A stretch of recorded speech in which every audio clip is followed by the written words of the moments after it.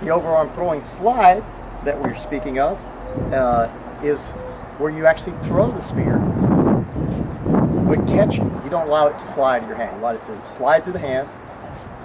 And the thing about it, it's loose. It's not you going out there and gripping tightly and planting the legs and using the body to drive it home. You get more reach with it, plus you can fight in closer with it if necessary. But I mean, you get extreme reach and can just pull it right back. I mean, so it's a beautiful technique. It has a lot of power. We've proven it has more penetration, initial penetration, when you're trying to penetrate layers of armor, let's say be leather or gambeson or what have you. Most of these techniques here, the cast blow, the throwing slide, this was used for a long time, according to a lot of the depictions that Roland sent me.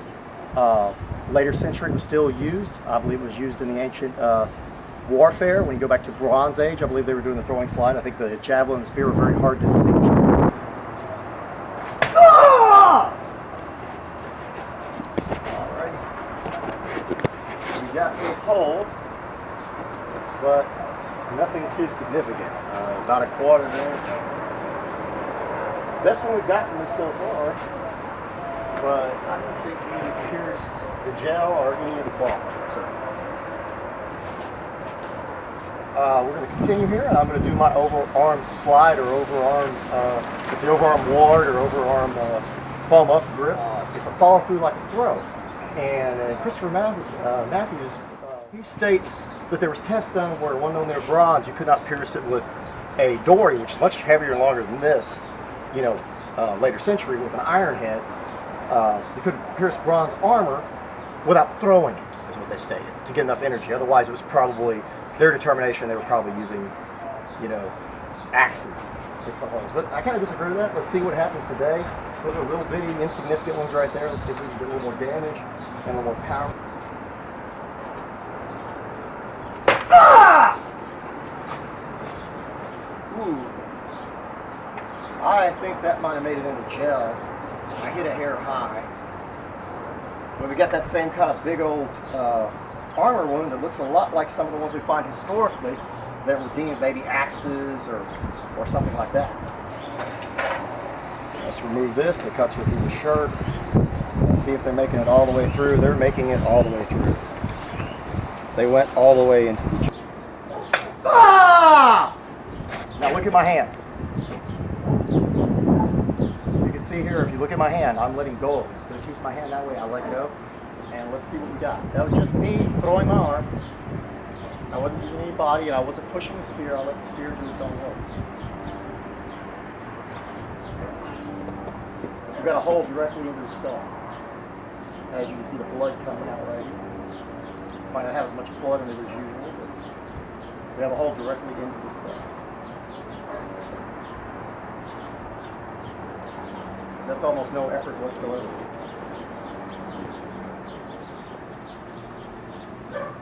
Ah! We have a little more blood now, and we pierce the skull again. You can see it right there.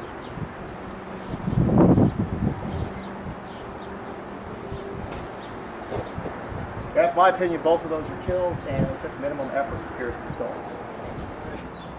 Ah! This was actually a head that we had already decapped in another video, so you just all know that. But that is our standard head from the neck up to where I cut it. So all we did is put a little attachment to it, hold it up. Not even on there very good. But that's what this kind of spear with that kind of force would do to a skull, and we believe these are harder than human heads.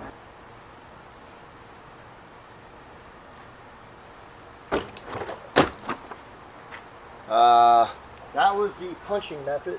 That wasn't really all that impressive, to be honest with you. I don't think so. Oh! Ha ha! And Right that through was the back. more penetration. Oh yeah, you hit the back. It's coming out the back. That's awesome. Through all that gambeson. That was sweet, man. Freaking awesome. Oh. I hope there's enough left in there for me to get a good throw. When I did the punching style technique, I was unable to get through easily. Yeah, I know, man. That was pretty cool. See what I can do with a throw. Oh, yeah!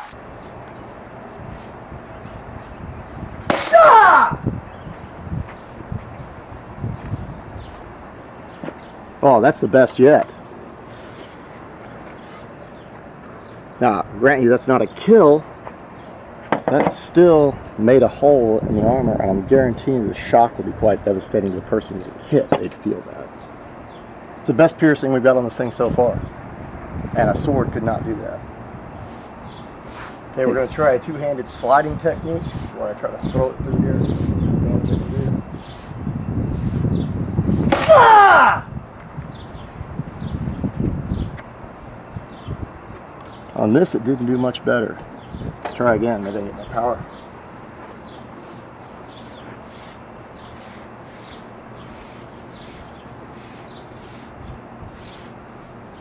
Ah!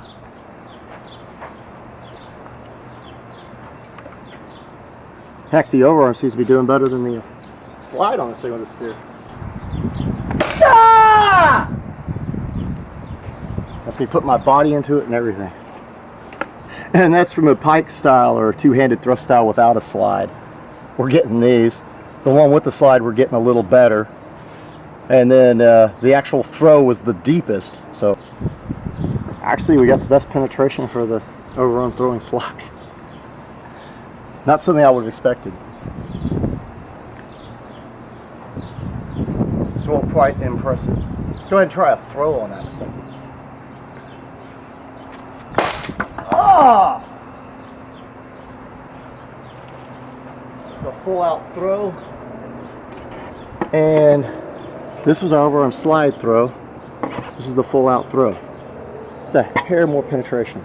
We actually got into the gambeson, and it dented the armor in quite a bit, so I mean you might have actually made the guy bleed. Hey, you know what? I remember when Deadliest Warrior said that a bronze spear would bend on a Japanese breastplate. You know what? I don't really think that would happen.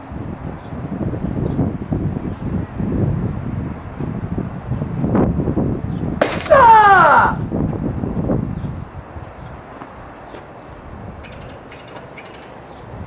It didn't. It actually made it through. I need to resharpen it slightly, but we actually have a hole into the gambeson. I'm quite impressed. Deadliest Warrior, we may not be done with you yet. Ah! That's my throwing slide technique. And we pierced 20 gauge steel. Okay? Now, I know we've done this in another video. People argued that it might not be 20 gauge and that bronze wouldn't cut steel and that you couldn't pierce it. 20 gauge steel pierced, and tests show that it has to be thrown to go through, according to Christopher Matthews' book. So he immediately assumed, well, something's wrong there. Somebody had to be rushing into somebody and it was braced or something. But that's an initial impact from acceleration. And this bronze spear easily pierced this hood. And that's what it did. Walk up to the car, stab into it, which is kind of amazing because it's an old bronze weapon, but these things were lethal. All right, in this technique, it's held up under the arm, and I can pull it way back in the idea of it.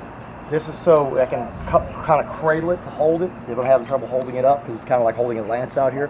And that's one of the things I don't like about it, because somebody could come in and easily see, it's telegraphed where you're aiming, and a headshot's coming up.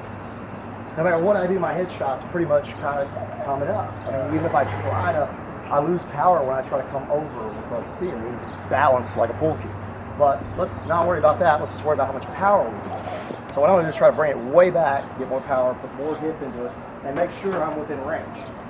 So if you look how much distance the spear is actually traveling to target, I don't have a lot of distance to get acceleration going. So for this to work and me get anything through this, it's kind of like punching a dagger through somebody. I have to use my body and my hips to twist into it. So let's see what I can do. Try to give this everything I got.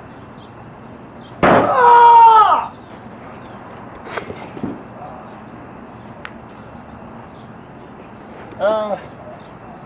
We keep getting the same kind of things. We've been playing around with it, and we keep getting, I don't know what you consider that,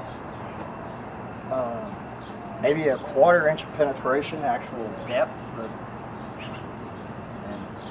I don't know. I'm not seeing the same kind of power coming from that.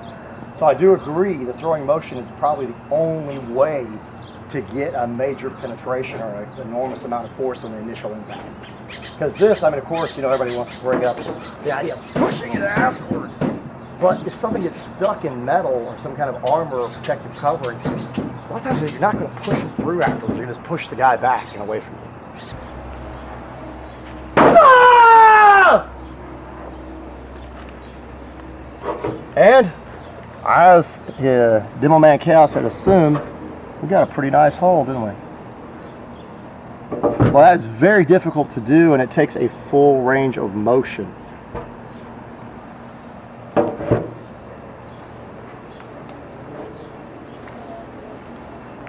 Alright, I'd like to explain the motion. The one that everybody keeps talking about out of Christopher Matthews' book, which I don't want to put down Christopher Matthews so much, is just that it's over the top of the aspis, however you hold your aspis, but it's over the top and you have to open up. Pretty much, you're drawing it, you can draw it way back or have it just clutched under the arm, but he's seeing it as a thrust with the body and the hip and just boom, you know? And you might have to open your shield up to do it, which I don't picture them actually doing that. And the shield would be in the way. Even if you try to come up, you lose more and more power as the arm comes up here. So that's just to explain that one.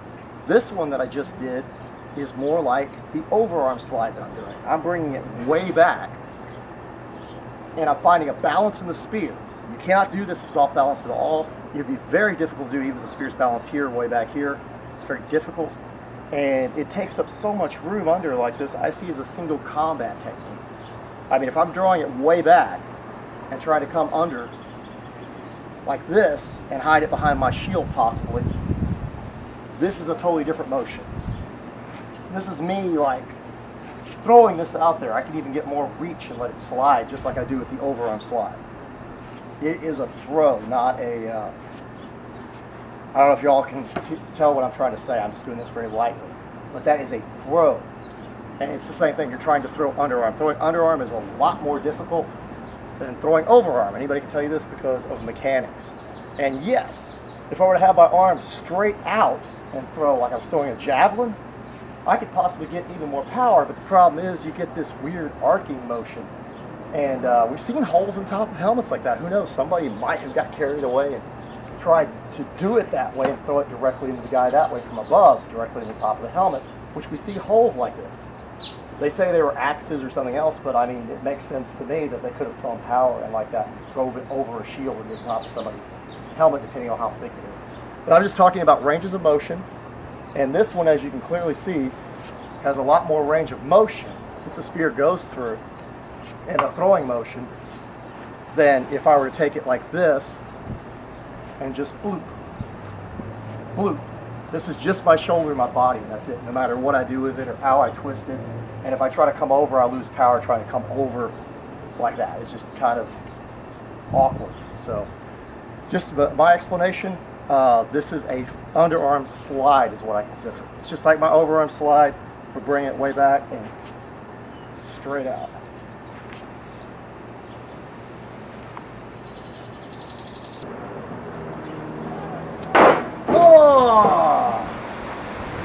That was a throw, not hitting the same spot, because a lot of people had said that we hit the same spot and it wasn't that impressive.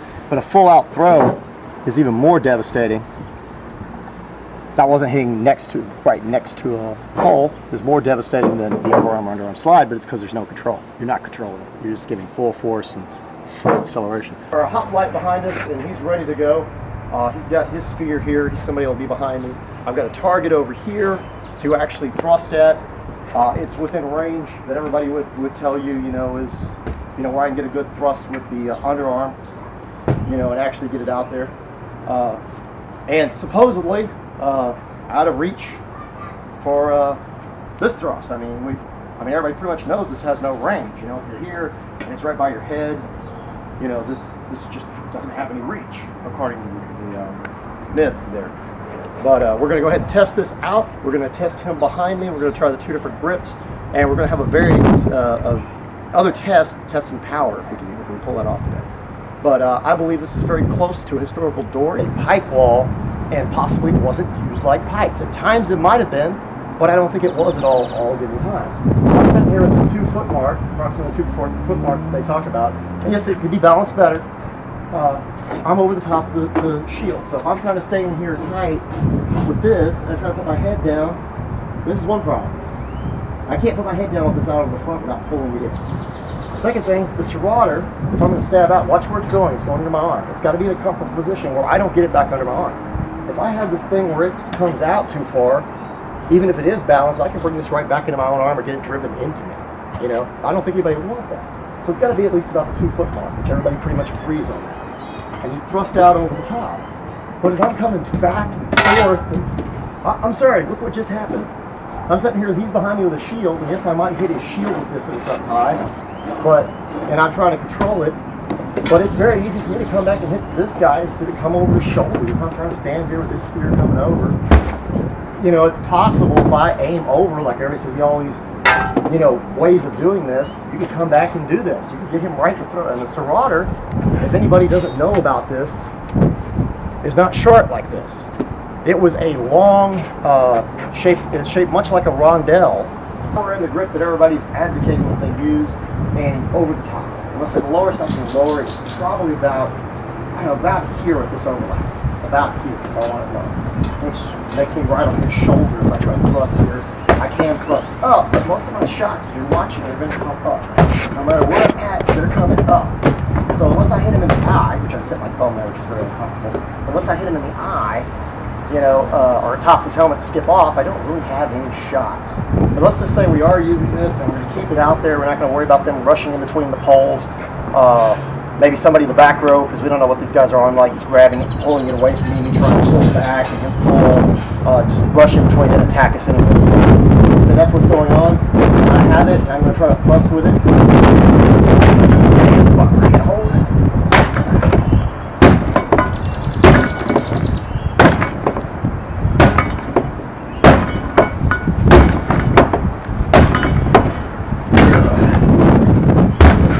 Come on, Thrand, give it all you got. Let's see, I want to go over the top. Try to get a little more balance in this thing. Oh, I just hit my guy behind me. Oh well. I hit his pole when I was. Yeah, you just pissed off your comrade in arms. Yeah, but I hit his pole because it was in the way. That's possible. It can happen in any event. But I'm trying to come on. And this, I don't get here. If something hit this and they pushed it, you'd be like, oh well, let's try something. And be between heads and know where it's at. But let's say they're coming in, we're ready to go. So I have this up, and I have it in the position I'd have it in. And you know how far that is out there. Let's see if we can actually reach it. Ooh. Oh!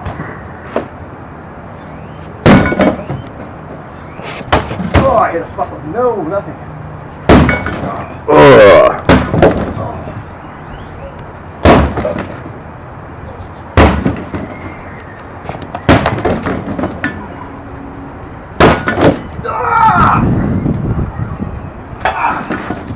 But let's see, is he safe back here? Are you okay, buddy?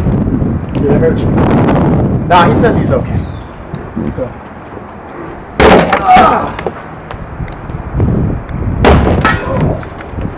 Hit the helmet lightly. This is a bad one. But anyways, you see what's going on here. This gives me more ideas here. I could be standing here and decide to take a pot shot at somebody over here and hit them. I already saw that. I just took a chunk out of the tree, but it can happen. I just hit that over there. Show us again. And when I'm going through, that's a good thing for y'all. You're all watching that. I don't lose the speed. At any time. And I'm getting a lot more force in. No one's injured behind me. And if I need to pull this in, I've got it in. I can duck my head at any time. So I'm in a position where I'm trying to hold, and people behind me can kill. So that's what I was trying to explain about. I think it's a much better idea when you have more range of motion, not less. So I'm sorry, I'm just not seeing that as being so hot in the Phalanx trying to stab over like this. What if this got pushed right on in while they're coming in after I hit his shield or something? I have my arm out, I'm exposed, I can't get my head down. This doesn't look so hot to me. The other way, at least I have options. This thing comes out, I'm pulling my arm back and see how much reach I have. Still in the same position, standing right here. I'm still okay. My arm's back. As y'all can see. I think he assumes that the entire fight is fought back here. And notice, they can see me, correct? Yeah. Yeah. Well, I think he's not noticing my arm position. This is not only for range, this is for close in, or even hiding the spear could be hidden behind the shield. Y'all can see, he can't see my spear. I could even change positions and come into an underarm position if I wanted. But the idea is it's back here, so if he has a shorter weapon early in the period even, and he rushes in, I'm still in here. I can still attack him and fight a battle without drawing back. I'm already drawn back. But at a distance, I can reach him if I so choose. And with him looking directly at it, to try to bat that out of the way is going to be dang near impossible. Oh, he's going to have to worry about staying offline with it. I can attack his foot from here. I mean, heck, he also said you can't redirect it. I can pretend I'm going to do that and just stab you directly in the foot if I wanted with the same technique, just like I redirected. That depends on the skill of the user. Very true. So, and the other thing he was saying, it would stick in the shield and so on. I mean, it stuck, but I pulled it right out. But the recoil is helping you recover, too. I don't see it as a major problem. Yeah, what do you think about the recoil helping? Oh, yeah, I'm getting it right back instantly. And I have to push the shield into and it to even get though it it stick. stuck slightly in there, I was able to retrieve it. If I had to, I could use my shield or whatever, yank it back. But that's why they have swords for as well. If something went wrong, you would never aim at the shield. But if you did get stuck in a shield or armor or something, or a person, you'd switch to your shorter weapon. Right, and still the same principle applies. You hide behind the shield. But that's like, say, the cast blow with the sword or the cast blow with the spear is the only technique you use in the whole thing. That's analogous to saying that the thrust kick and the side thrust kick and the lunge punch in karate are the only two things in karate. Right. You still and use starting in this position, you basically are starting off where you can use the spear this way as close as you possibly can. Just like in unarmored fighting, you start off in positions where you can use those big attacks. Or you can do something like that and reach out and get him and bring the spear right back as he tries to close it. Yeah, but again, those are big attacks. You set change up grips. You got all your little jabs and sticks. Hide behind the shield. So he's not sure exactly where you're coming out, or if you're going down, or you're coming back up. They don't know if you're going to jab, you're going to thrust, you're going to throw. You would probably see something more like this in single combat, not knowing what was going to take place. True. So what we were trying to say is, no, it's not the standalone technique. I'm sorry you compared it to all the other techniques. But you can't compare it to the other techniques. It sits right alongside those techniques in your entire martial discipline. We just don't think the lance grip was used as much as Christopher Matthews has said, because first of all, you have to be up here the entire time. The guy can move in, and I'm kind of in a bad situation. He's going to rush in quickly with a sharp weapon.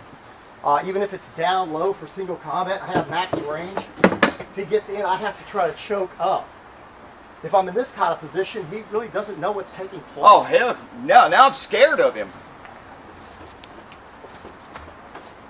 Yeah, you've got all this kind of stuff going on, which changes the entire fight. And I don't have to open up much, and I can just utilize the spear to do the work.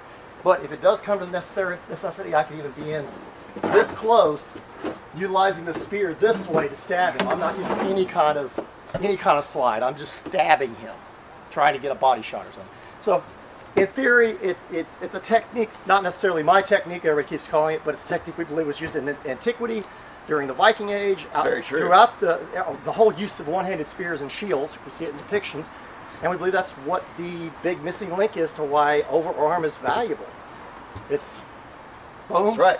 not here like a lot of people assume, and not just a body shot or holding the spear balanced like this and trying to stab You just fight. down. You fight. It's like boxing and stuff. You have your hands cocked up to fight.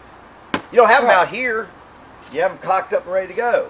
But It's you the actually same have a reach concept. with it. So Oh, damn. that was with the throw. Our Serrater is not tapered like theirs. This is tapered like a rondelle. But this is about 18 gauge steel, mild steel, which I know bronze would be a hair weaker, but not by much. So, and if you also notice the impact on that, how it kicked back, that kind of impact that could damage the neck badly. If someone whiplash, knocked them out, and that would just be hitting the helmet, whether it went through deep enough to actually go into the skull or not. After testing both over and underarm spear grips in the context of Spartan Phalanx, it is clearly evident that the overarm grip was the grip of choice for Phalanx and other similar spear and shield formations. Our experiments conclusively demonstrate the flaws of using an underarm grip in tight shield formations. For obvious reasons, the underarm grip is dangerous to both the wielder and his comrades in arms. As previously shown, the underarm grip has a higher probability of unintentionally striking soldiers in the rows behind the wielder. It can easily be manipulated by the enemy, and it is a slow, telegraphed attack. Additionally, the results of our experiments illustrate how the underarm grip hinders mobility. For example, thrusting over the shield is both sluggish and diminishes power, among several other physical limitations caused by using the underarm spear grip in phalanx formations. Our experiments with the overarm spear grip confirm our hypothesis that not only was it used, but it was used with great efficacy in tight shield formations for a variety of reasons. We prove incontrovertibly the overarm grip with spear and shield has power and control by demonstrating the gigging method of thrusting, which is throwing the spear without letting it fly from the hand. Using the gigging method of overarm spear grip in a shield formation greatly reduces the odds of striking others in the rows behind. It also reduces the chance of the enemy manipulating the spear, and it is swift, making it more difficult for the enemy to anticipate where the thrust is aimed. The overarm grip using the gigging method provides the wielder greater mobility, a long reach, and allows the warrior a wide range of attacks. We believe that the Spartans and other spear and shield warrior cultures used the overarm grip with gigging thrusts. In summation, our experiments speak for themselves, and they affirm our contention that the overarm grip in phalanx formation is superior to underarm grip. Thank you for watching our video. Farewell. If you enjoyed this video, please like and subscribe. Find us on Facebook at Thrand and Elgrimer's Well of Remembrance. Help improve our content. Please donate at www.patreon.com/Thrand.